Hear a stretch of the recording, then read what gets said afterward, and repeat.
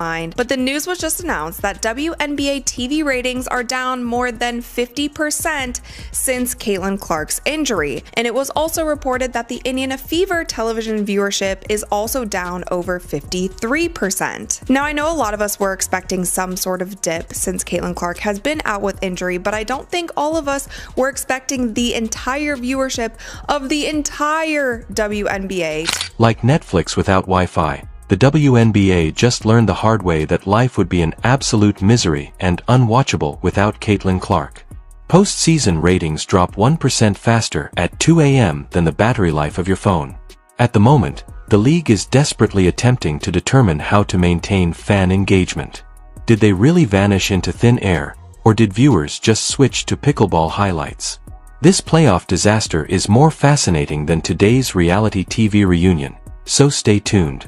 Is there any chance that the WNBA, that Kathy Engelbert saw some of the ratings that I'm about to show you now and said, hey, Indiana Fever, can you do us a favor? Can you do us a solid? Can you just tease a Caitlin Clark return, kind of boost these up a little bit? Can you just dangle a Caitlin Clark return in front of the fans' faces, try to boost these ratings up a little bit? There was one matchup that this league can consistently rely on to produce massive viewership. This season was meant to be the pivotal year, the one in which the WNBA came out of the shadows and proved that it could compete with the other leagues. Instead, the league appears to have made a massive mistake in planning, fell in a bucket of nacho cheese, and then tried to make it look like it was all part of the plan. A shocker. Imagine my surprise.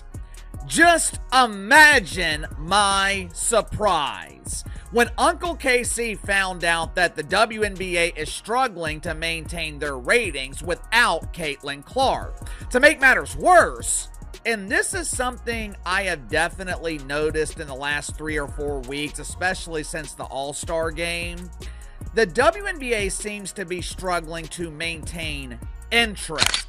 Let's be straightforward. The WNBA season has been both spectacular and devastating. A commissioner who seems to believe that player health is merely a suggestion, a number of injuries, and foul calls that appear to have been made by referees wearing legally broken glasses were all there when you were watching the basketball game.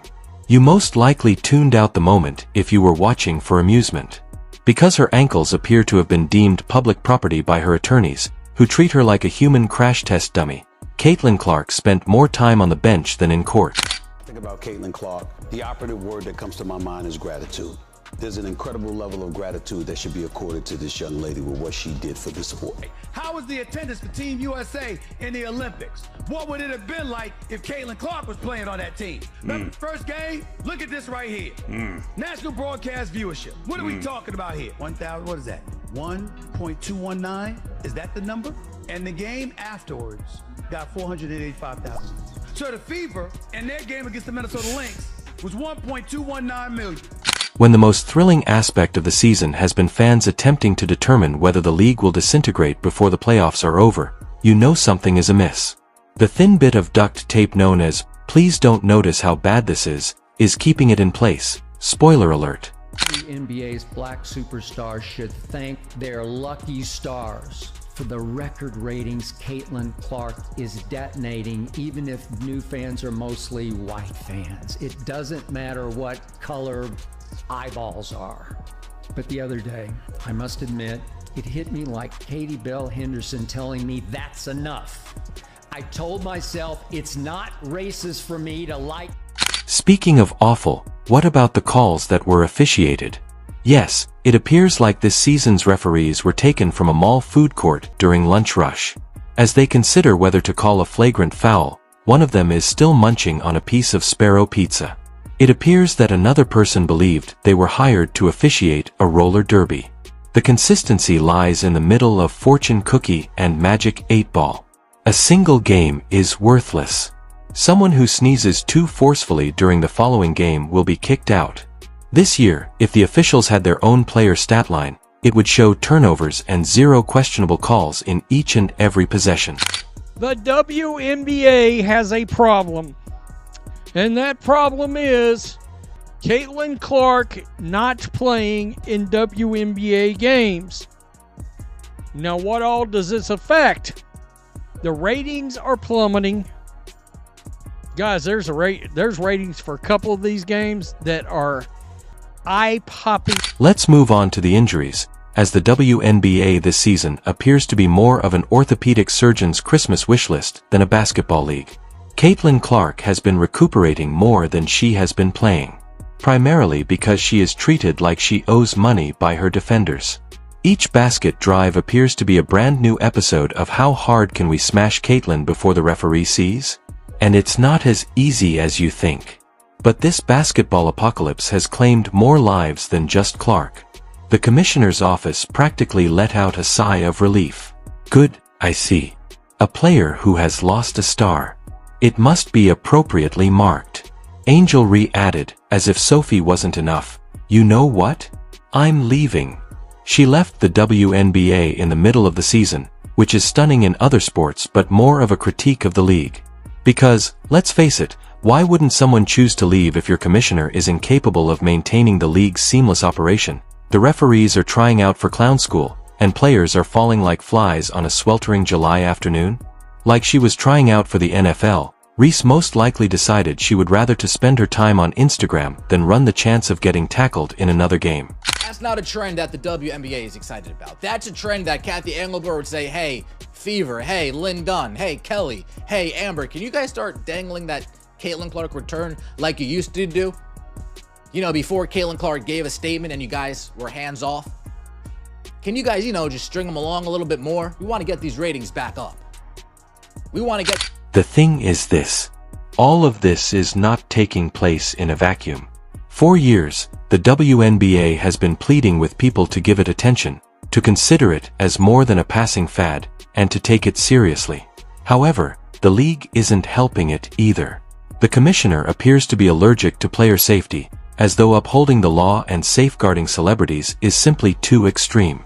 In an attempt to determine whether the hype was genuine, people eagerly tuned in. The days before the Clark injury were the best.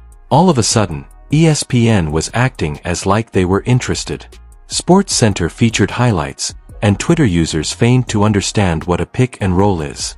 However, the numbers fell more quickly when she left than Angel Reese's desire to see the season through to the end. It seems as though the WNBA has finally realized what happens when one player is your marketing strategy, and your refereeing strategy is to let her get struck in the face. Now, some supporters could counter that foul calls are a natural part of the game, injuries happen, and this is merely a bad patch. Let's face it though, this is more than just bad luck. The leadership is poor. Similar to a substitute teacher who has lost control of the class, the commissioner has been icking back. The league intensified its disregard for issues rather than addressing them. Star athletes quitting. Hey, it's alright. Games are rendered unwatchable by referees. Fans will remain, so don't worry. You guessed it, they didn't. At Indiana against the Chicago Sky, right after that game, they opened an investigation once again into the fans, where they found nothing, but the damage had already been done at that point. If some of these things happen just one time here and there, or there's one certain media personality who's just always saying these kind of things, then whatever. I feel like fans as a whole can be like, okay, whatever, this person is just a hater. But this is something that has happened over and over and over again, and over time, it starts chipping away at how much you're going to actually care and want to support an organization if they continue to do. The players who remain healthy are compelled to participate in matches that resemble professional wrestling and rugby more than basketball. You can't tell if you're watching the WWE SummerSlam or a playoff game half the time. You anticipate that someone will seize a steel chair at any time. The commissioner continues to conduct interviews in the meantime, discussing the league's expansion and momentum. Yes, and each time I wear high heels, I get taller. It would be equivalent to calling a house fire a new lighting design to refer to this season's growth. It's irrational. Despite the system around them collapsing, these ladies are out there giving it their all. They are not worthy of representatives who whistle as though they are at a toddler's birthday celebration. They are not worthy of leadership that views their well-being as an afterthought. They don't deserve a league that ignores them the moment things go difficult and only promotes them when it's advantageous. The WNBA season is now dragging to an end, with ratings sagging, players on the injured list, and supporters questioning whether the league can even make it through another season like this. Congratulations if this was meant to be the season of growth. It developed into the largest possible mess. Caitlin Clark thing, man. I mean, it's embarrassing. It is embarrassing what you guys have done. And then people are catching on to your tactics. You got the people on Twitter catching on to your tactics. Like, look at this right here. Look at this right here. They said ESPN didn't want to show the ratings were down from WNBA All-Star Game because Caitlin Clark. Dude, this Caitlin Clark thing. It's embarrassing, really. The things you guys have done are disgraceful. People are then becoming aware of your strategies. People on Twitter are starting to notice your strategies. Like, take a look at this. Take a look at this. They claim that because Caitlin Clark did, ESPN did not want to reveal that the WNBA All-Star Game had lower ratings. Perhaps the commissioner will give player safety more consideration next year. Perhaps the officials will be taught the definition of a foul. It's possible that athletes like Caitlin Clark won't be forced into early retirement at the end of a season. However, the WNBA is in danger till then. It's not that supporters don't care, either. The reason is that leadership doesn't. The WNBA anticipated that ticket sales would soar this year. The year when stadiums would be crowded and people would line up outside as if the new iPhone had just been released. Rather, the reality has been empty seats that reverberate louder than the whistles of the referee. You can practically hear popcorn sellers wailing into thin air, pleading with anybody to purchase a hot dog. The majority of games' ticket sales resemble the clearance section of a bankrupt department shop. They claim that while fans are growing their Netflix queue rather than viewing, we are growing the fan base.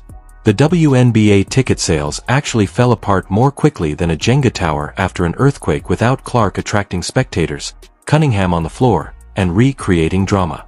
The league's attempt to spin it is the most hilarious aspect of all of this.